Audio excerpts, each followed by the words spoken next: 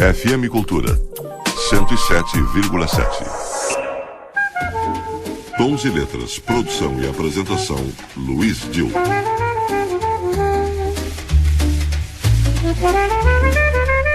Bem-vindos, ouvintes, leitores. O Tons e Letras está no ar aqui na FM Cultura de Porto Alegre 107,7.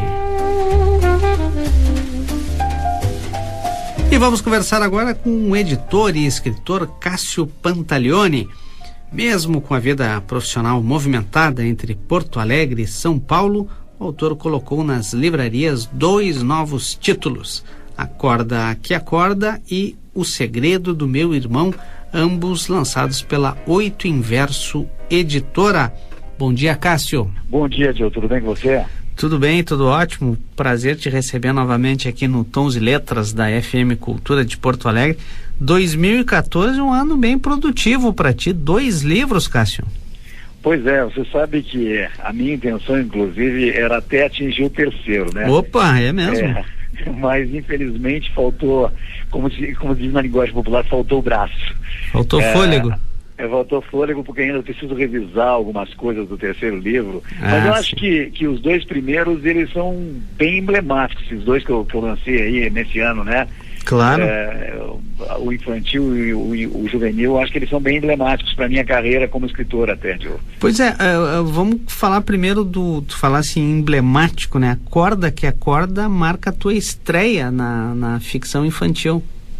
Pois então, é exatamente nesse contexto que eu uso a palavra emblemático, né? Porque até então eu sempre fui alguém mais orientado, um escritor mais orientado para a literatura adulta, né? Eu acho que, inclusive, algumas pessoas costumam dizer que o meu modo de escrever é um modo um tanto quanto elaborado na prosa, né? Eu até gosto disso, eu considero isso um tanto quanto elogioso, para te falar a verdade, né? Mas é emblemático porque exatamente fazer essa transformação, vamos colocar assim, essa ascensão de uma literatura que é focada para um público que tem um determinado nível, um prazer literário, para um público cujo prazer literário é muito mais, digamos, divertido ler, né? No sentido de uma diversão quase que lúdica, que é a criança. Para mim, essa transformação, essa ascensão, porque na verdade é um degrau acima, ela foi desafiadora, né? Porque demandava que eu recorresse a algumas estruturas de texto distintas do que eu vinha fazendo dentro da literatura adulta, e eu descobri uma coisa maravilhosa durante a elaboração do livro, na verdade, que na medida em que eu comecei a me relacionar um pouco mais com as crianças nas escolas, ainda por conta de outros livros anteriores, né, em alguns momentos eu era chamado para fazer algumas palestras. O que a gente percebe claramente é que as crianças, elas têm uma amplitude poética muito mais ampla, muito mais larga, né, do que os adultos. Eles quebram conceitos, significados e palavras de um jeito que às vezes pelos vícios e cacoetes do modo de pensar do adulto não acontece tão frequentemente, exceto entre os poetas e escritores, né? Claro, que já é um osso do ofício, vamos dizer assim. E isso foi fantástico, porque daí me concedeu uma liberdade de trabalhar o livro Acorda que Acorda muito bacana, né? E acabou ficando esse negócio que um tanto quanto musical até, de certo modo, né? Sim. Eu acho que toda a temática do livro é isso, e me agradou bastante, para te falar a verdade, me agradou bastante o resultado. Legal. E foi muito difícil, Cássio? Tu tivesse que trabalhar muito, retrabalhar? Algumas pessoas te deram dicas? Como é que foi o processo? Na verdade é o seguinte, a Acorda que Acorda, ele é um poema, de certo modo. Ele está muito mais para um poema do que provavelmente uma prosa, mas é um poema que conta uma história, de fato, né? Tem início, meio e fim, e a dificuldade foi em transformar essa visão, essa imagem que eu tinha sobre o que eu queria transmitir no texto e proporcionar às crianças, de certo modo, um sentimento, porque eu queria que elas sentissem uma coisa, eu queria que elas sentissem o quanto ela, enquanto criança, ela é capaz de provocar alterações no cotidiano, né? E eu me baseei, na verdade, a meta original foi em cima de uma frase, inclusive, do Guimarães Rosa, que é uma frase que eu prezo muito, uma passagem até bastante difícil do Guimarães, né? Que ele fala sobre essa questão da vida, da perturbação que a vida, teoricamente, é na paz do universo, vamos colocar assim. Eu não vou agora falar a frase aqui porque ela é meio complexa, mas enfim, A ideia era pegar essa ideia do próprio Guimarães Rosa e tornar isso acessível para as crianças. Então o desafio foi como é que eu conto uma história a partir de uma única frase. E aí eu tive que elaborar bastante, Tio, porque assim, escrever uma poesia, para quem já tem o cacuete da escrita e que faz disso, de certo modo, o seu labor até, né, é relativamente simples você começar. É complicado você dar o contorno e o jeito correto de transmitir uma ideia. E principalmente quando se trata de você transmitir uma ideia para crianças, você tem que trabalhar com um pouco mais dando a mão em alguns momentos e soltando a mão também quando for necessário, evidentemente. E eu tive que fazer esse processo de transformar um poema numa história e que na verdade se baseia numa imagem. E acho que aí foi a grande dificuldade que me promoveu. Na verdade não me promoveu, mas me causou, digamos assim, uma certa dedicação mais intensa em algumas pequenas passagens para transmitir exatamente o que precisava ser transmitido e não deixar a coisa um tanto quanto solta, né? Embora sempre na poesia existe uma coisa solta. E claro que também me baseei um pouco assim, vendo os colegas que trabalham com literatura infantil, várias pessoas de nome do mercado gaúcho principalmente e até do mercado de São Paulo. Eu ouvi algumas coisas que as pessoas diziam sobre essa capacidade que a criança tem de captar o texto, como ela capta o texto. Então, de certo modo, eu me servi um pouco desse debate entre os escritores para dar o contorno que eu queria dar para a história, entendeu? Legal, legal. Cássio, e fala um pouquinho das ilustrações, né? Ficou um livro muito bonito, muito vistoso.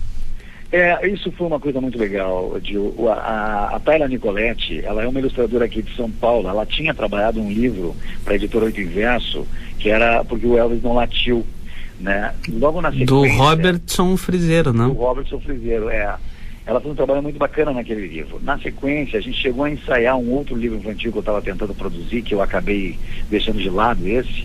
Ela já tinha mostrado assim, a capacidade que ela tinha de dar para as palavras, né, uma imagem que desse peso, vamos dizer assim. E nesse livro em particular, até ela fez uma dedicação impressionante de estudar como é que funciona um piano, exatamente. Sim. Né, porque ela queria entender em que medida um piano podia produzir aquilo que na história, de certo modo, está contado. Né, da forma como acontece na personagem, uma menininha batendo as teclas do piano, daquele jeito, né, um tanto quanto irresponsável, assim, fazendo aquilo por arte. E ela estudou ela fez umas 4 ou 5 aulas com um professor de piano, e a partir disso ela começou a produzir as ideias das imagens, né, e tem algumas imagens dela que são poesia por si só, elas falam mais alto do que o próprio texto. Uma dessas imagens é quando a menina abandona o local, né, o piano, e a menina está longe, assim, tem uma porta e a sombra dela está espichada, é gigantesca a sombra dela, e aquela sombra, o significado que a tela quis dar é o significado de rastro, de marco, né, de deixar uma marca. E ela foi muito feliz, a própria capa, assim, aquela expressão da menina com os cabelos azuis, colocando a cara dela bem na frente, né, é uma coisa que tem tudo a ver com a história. A Tayla, ela é muito habilidosa, ela realmente é uma pessoa fantástica. Acho que a partir disso, ela mesma começa a se convencer de que ela precisa se dedicar mais para fazer ilustrações de livro infantil, porque ela tem uma qualidade fantástica, realmente. E ela é jovem, né? Ela é muito jovem, ela trabalhou já com criança na televisão também, né? Ela já ela entende bem a mentalidade das crianças, então é bem legal, cara, um trabalho muito bacana mesmo, eu fiquei muito feliz. Sem dúvida, ficou um livro muito bonito. Bom, Cássio Pantaleone, vamos falar do Segredo do Meu Irmão, que aí já seria, a princípio, para um público juvenil? Pois é, esse aí, como eu usei lá no início, o caráter emblemático dessas obras, né?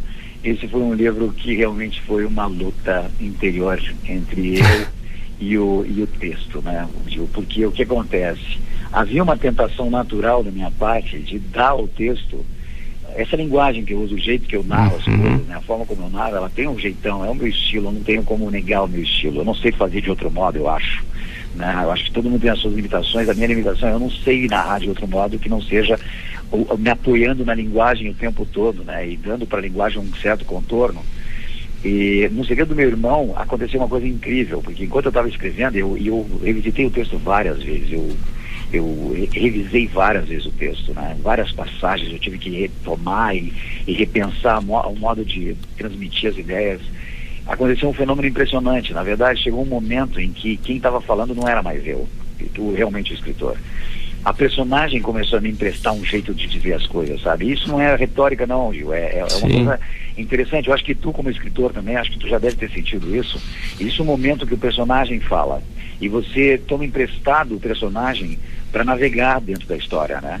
E eu acho que aconteceu isso. A menina do Segredo do Meu Irmão, ela está numa situação absolutamente tão sensível que ela te toma no colo, de fato, né? Enquanto ela está narrando e contando a história dela em primeira pessoa, ela te toma no colo, ela toma o escritor no colo.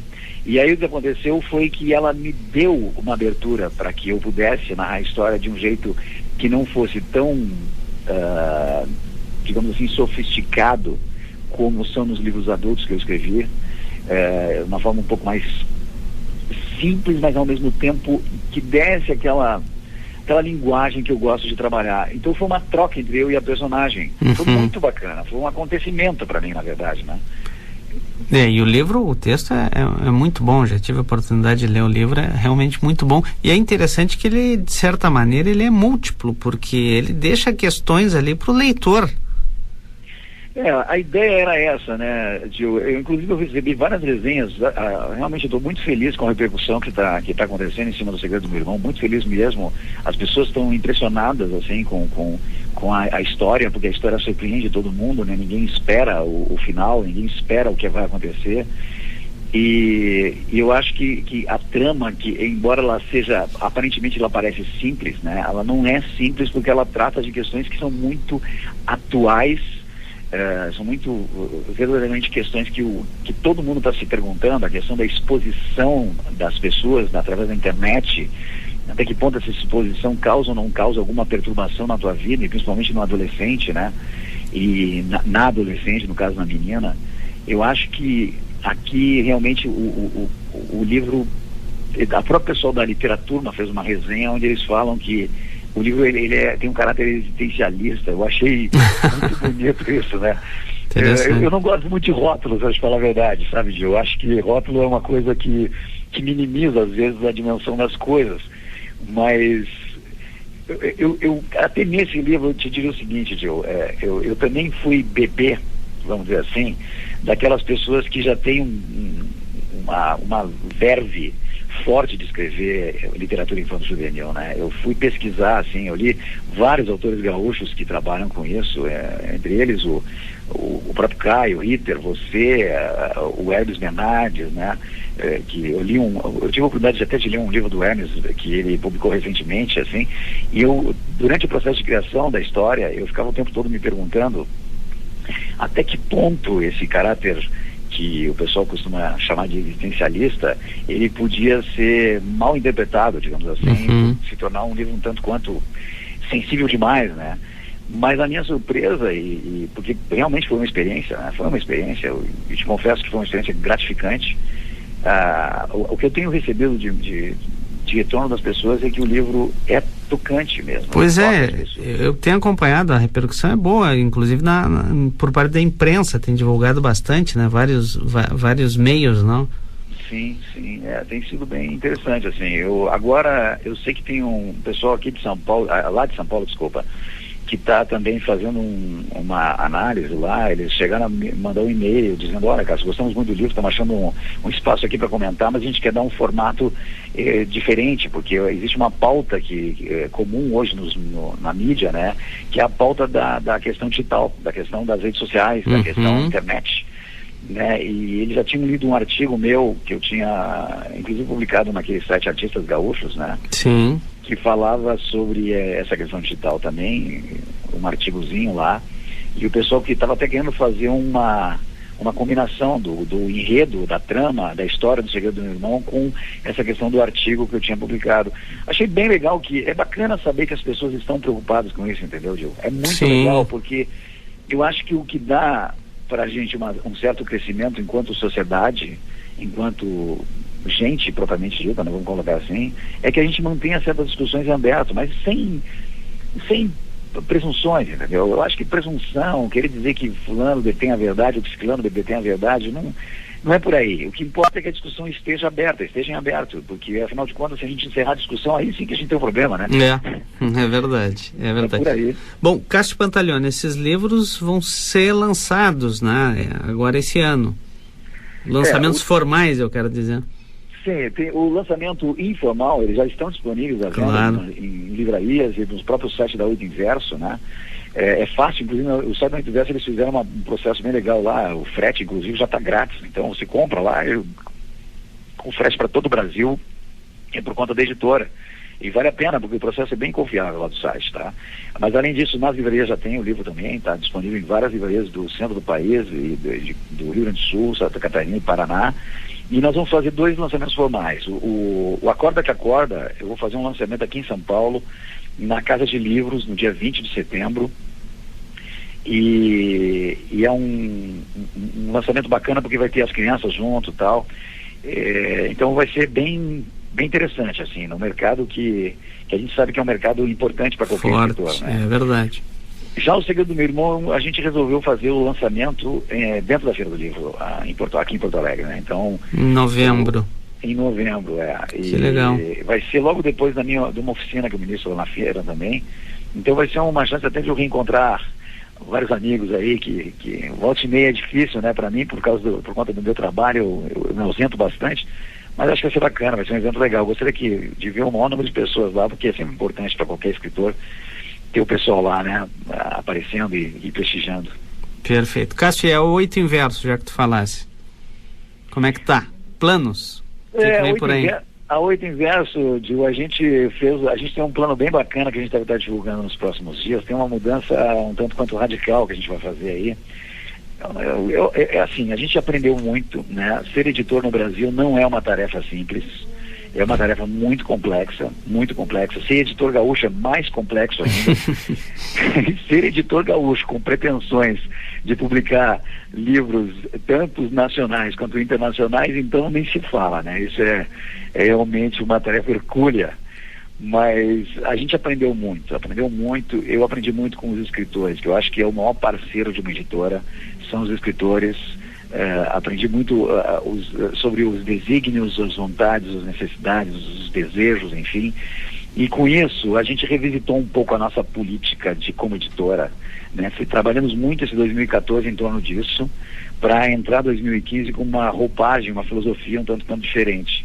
A gente deve estar anunciando nos próximos dias, mas eu não posso ainda anunciar, uma mudança muito legal, que eu acho que o mercado vai saudar, vai causar um certo debate dentro do mercado, e eu estou bem feliz com essa mudança que a gente quer proporcionar. Então, é bem possível que já agora em novembro a gente consiga divulgar, talvez um pouco antes, para que em 2015 a gente faça uma jornada aí mais promissora ainda, tentar consolidar o nome da Oito Inverso, assim, de uma vez por todas no mercado, né? Essa entrevista com o Cássio Pantaleone. Seus livros novos são da editora Oito Inverso e podem ser encontrados com facilidade nas grandes livrarias ou então pelo site da editora www.oitoinverso.com.br.